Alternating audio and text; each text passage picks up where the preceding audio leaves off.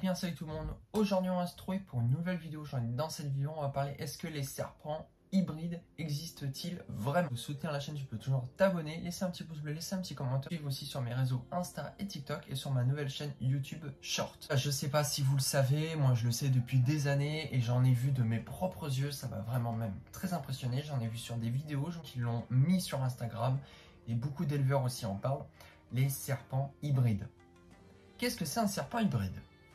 C'est un serpent qui a été croisé de deux espèces qui ont créé une nouvelle espèce ou un sous-genre où deux localités ont été mises ensemble et ça, ils ont fait donc des petits en accouplement et donc il y a eu une reproduction, il y a eu les petits, donc ça a donné une nouvelle mutation de nouveaux genres. J'en ai vu beaucoup et ça m'a même surpris. Alors, je vais vous expliquer qu'est-ce que j'ai vu moi. Et les serpents hybrides existent beaucoup et faites très attention au niveau de l'achat et faites très attention au niveau des sites internet, au niveau même du Bon Coin, parce que ça m'est arrivé qu'on m'a dit non, c'était telle espèce et puis au final, c'était pas du tout telle espèce. Et j'en ai vu de mes propres yeux et je vais vous raconter l'expérience que j'ai eue. Et on a eu un petit peu peur. Pantherophis quadrivitatus rosaleni, qu'elle était un petit peu hybride. Et il s'est avéré qu'elle est un peu hybride. Donc voilà. Donc là on va manipuler donc une Pantherophis gutatus donc blizzard. Donc voilà. Alors moi j'ai vu de mes propres yeux et c'est un truc qui m'a impressionné. J'étais avec un ami à moi. C'était que j'allais sur quelque part et la personne me dit qu'effectivement elle a pu avoir un hybride entre une Pantherophis gutatus et de la Lampropeltis, c'était quoi? Je sais plus le nom exactement, il y en a tellement des lampros. Enfin bon, ils avaient mélangé donc entre la Pantherophis, donc c'était une femelle, et un mâle lampro.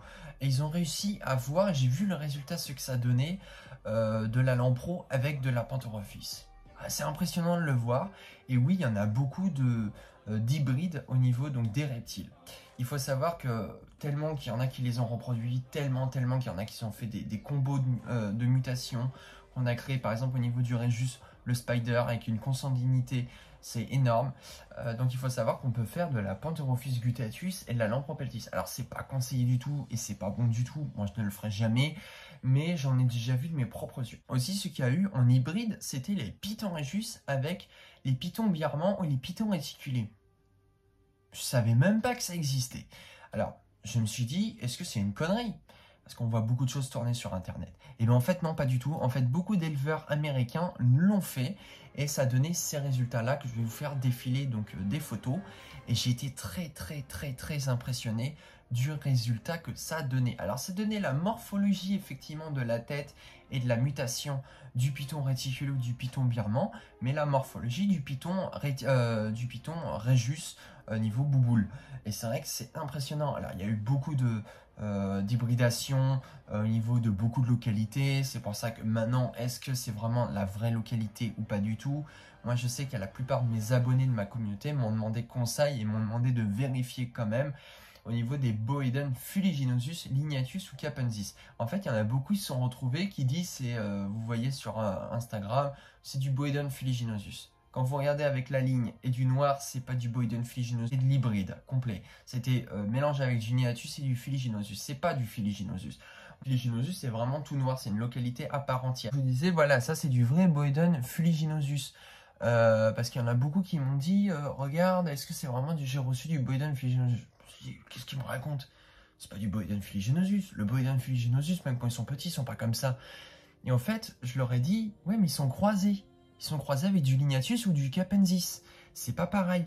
Les gens s'amusent beaucoup maintenant, je trouve, en ce moment, et je trouve que c'est une mode de les croiser.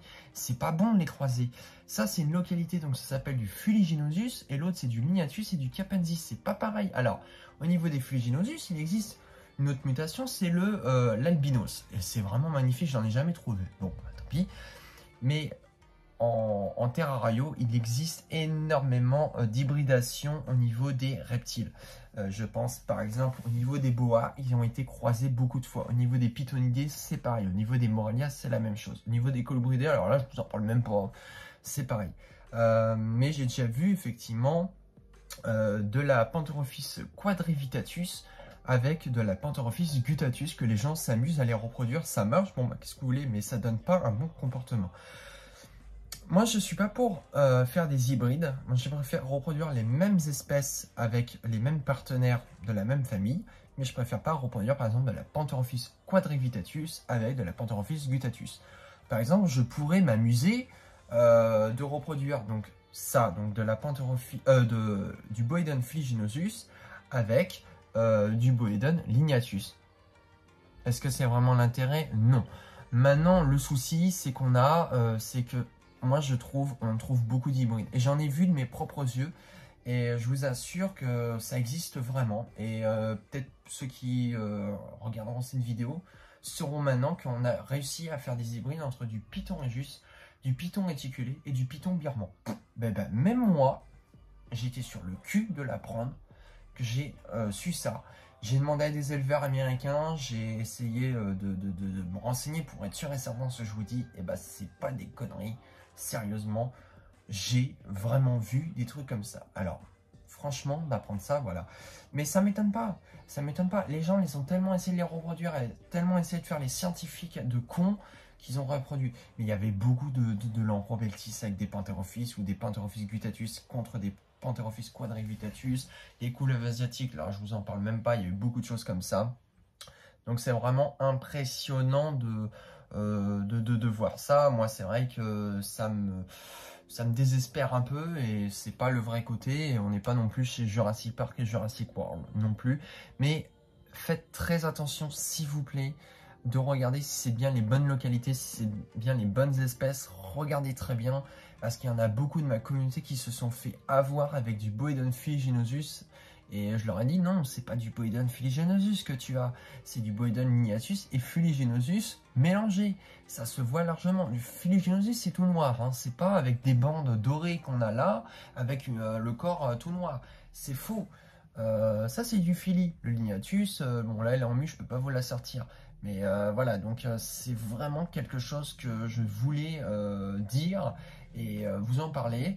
Est-ce que vous êtes pour ou pas?